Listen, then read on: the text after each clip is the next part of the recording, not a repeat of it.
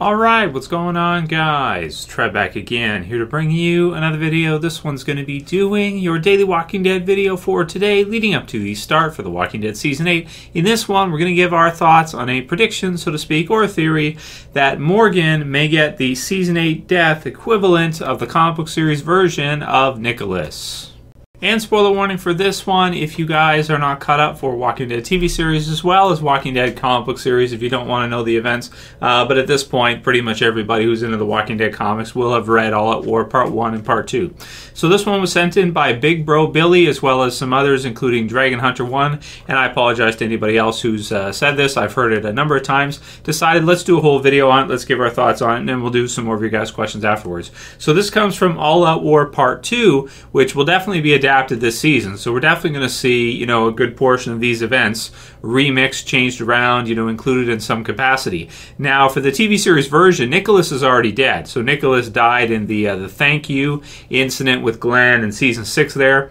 Very exciting episode, and I was not disappointed at all with how they used Nicholas in the TV series as an antagonist for Glenn that later kind of becomes an ally, but because he's an imbecile, he ends up forgetting the directions and gets them cornered, and then dead-ended, and then he gets dead-ended. So for this one, I am so convinced that Morgan is going to take Nicholas's death from the comics right now. So let's go over Nicholas's death from the comics, this version, because it's different from the TV series version. And the character has some similarities to the TV series version, but he's not exactly the same. He's not exactly the same. And his death certainly is a lot different from the TV series. So pretty much what happens is during the battle where you have Negan and the Saviors are attacking the hilltop, we have it pretty late at night. You have the Saviors who kind of get the best at this point in time, just at this moment, of the survivors. And you have Rick who's kind of running. He's injured. He's been shot with a bolt. And then you have Nicholas who's helping him, and he says, almost there. You got it. Right there. So if you can see that. So he's kind of helping him along. He's holding him. He's carrying him through. And then he gets slashed from the back with a pretty good size knife. So a really good size knife in the back. And he seems to be okay. Carl says, hurry, we got to shut the door. And there's him with a pretty good gash on his back. And, then pretty much what happens is they shut the door, and Negan and the others, are ready to attack in. And you see a whole bunch of the survivors shooting from the Hilltop's main building there, main house. And then you have some of them shooting from outside as well, too. Negan and the Saviors are forced to retreat, and Negan gets away. And then the final battle is like the following day, like the next day or the day after, however long that is. It's hard to tell exactly. But then what happens afterwards is they find out that the weapons were gunked up. The knives and stuff like that were gunked up with zombie guts and all that, so they were dirty, in other words. So what happens with Nicholas is the big gash that he gets, he starts burning up. So he's like, you got him here sweating. He says, I don't want you to see me like this. Please, please go. You've got his wife, Nicholas, stop. I sent Mikey out of the room. We need to talk about this. You're going to die. And then he says, I'm sorry, Paula. I let you down. I won't be there for you anymore. I don't know how I'm sorry. Don't be like... So then, you get kind of him being scared. He's kind of crying in bed, and she's there with him, and that's it. And then he dies at that point. So still not 100% sure if the gunking up of the weapons was zombie blood and then, stabbing somebody with that, if that is... enough to transfer the virus to them, because it doesn't seem to happen to Rick when he gets shot with a bolt that's supposed to be gunked up. It may not have been gunked up, though, but it was supposed to have been. We never saw it, though, 100%.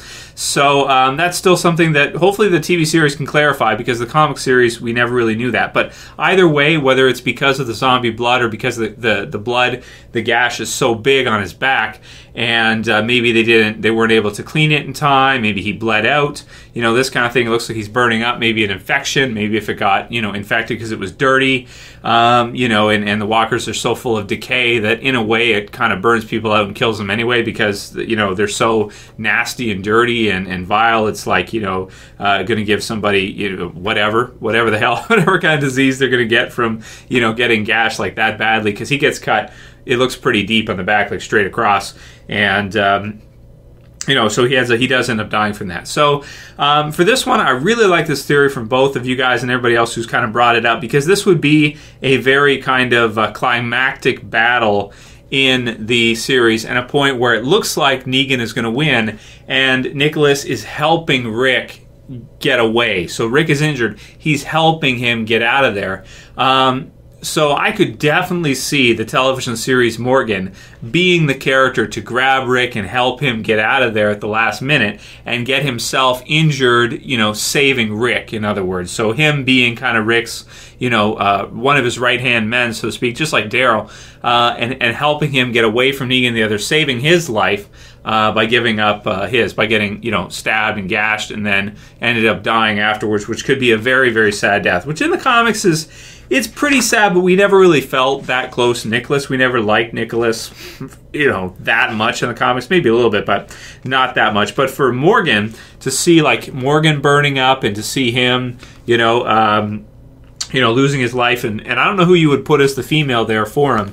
You could have somebody like Carol there maybe and have his last kind of scene like that, and that would make a lot of sense, and that would be like a pivotal, you know, really big character death from the Survivor side as part of All Out War, so that All Out War wouldn't go through and feel like, okay, nobody important died. If they were to kill Morgan off as part of the war, it would really feel like a war, because you've just lost a character who's an A-lister from the first season of the series that was gone for a while, came back, had his time, and then is killed off at that point. So I think it's a great call. I think it's a great theory. You guys can write your comments below on what you think about it, and if you think that that would work for Morgan in the TV series. I think it would. A lot of people want to see Morgan survive on a lot longer, and Lenny James is an incredible actor, and that'd be really cool to see that. But it is All Out War, so you do need to have some pretty big deaths. We already saw the death for Sasha. That was a big death. I felt like that was a really big one for the finale. Abraham and Glenn at the beginning, which is not really part of All Out War. We're kind of getting into All Out War now with the last couple episodes there. The finale for season 7 is really like,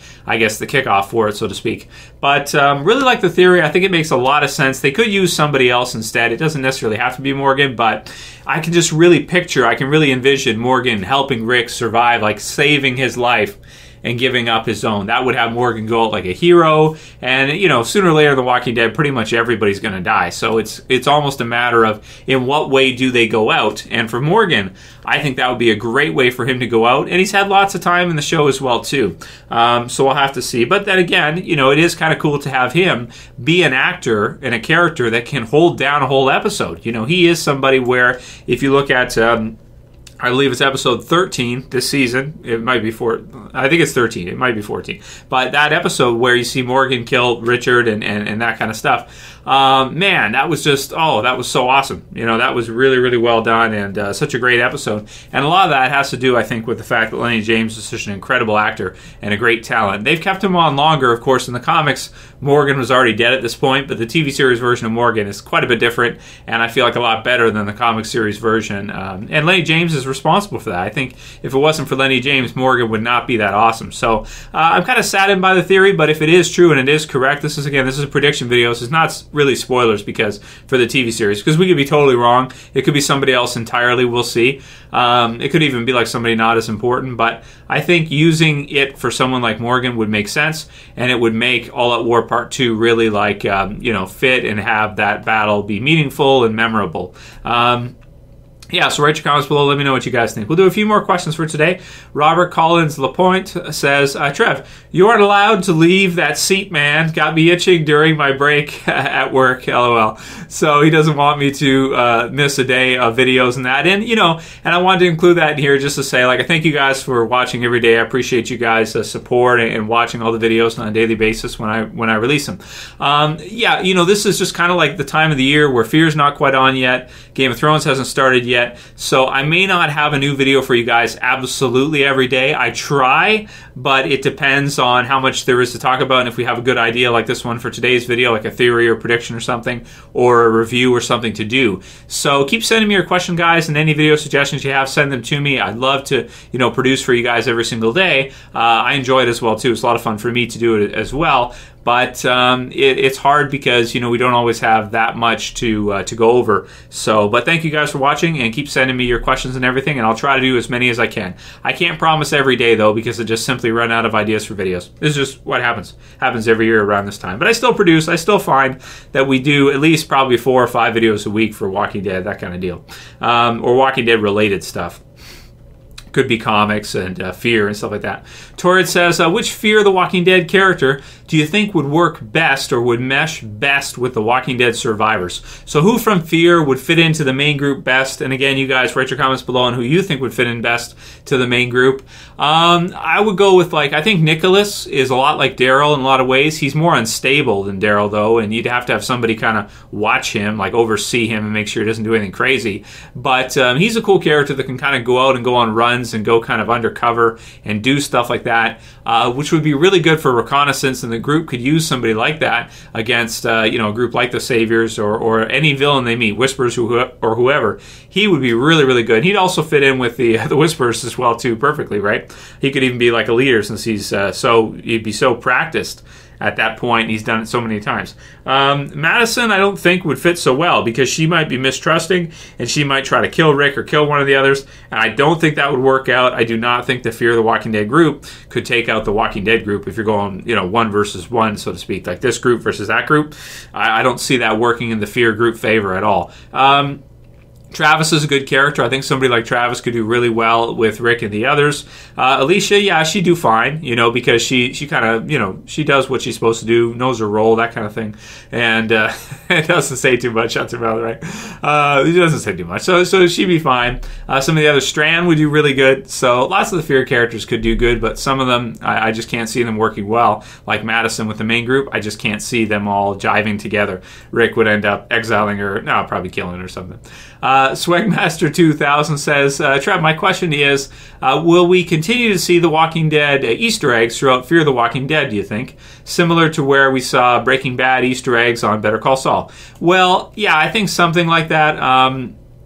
It might not be as pronounced as it is in Better Call Saul, because it's like an exact prequel. The Walking Dead, Fear the Walking Dead, is not exactly a prequel. It's a companion series, if you want to be technical. I don't care if people call it a prequel, but it's, as I've called it a prequel myself too, and we didn't really know what it was. But it's like a companion show, so it's in the same universe, but it's not exactly like a precursor.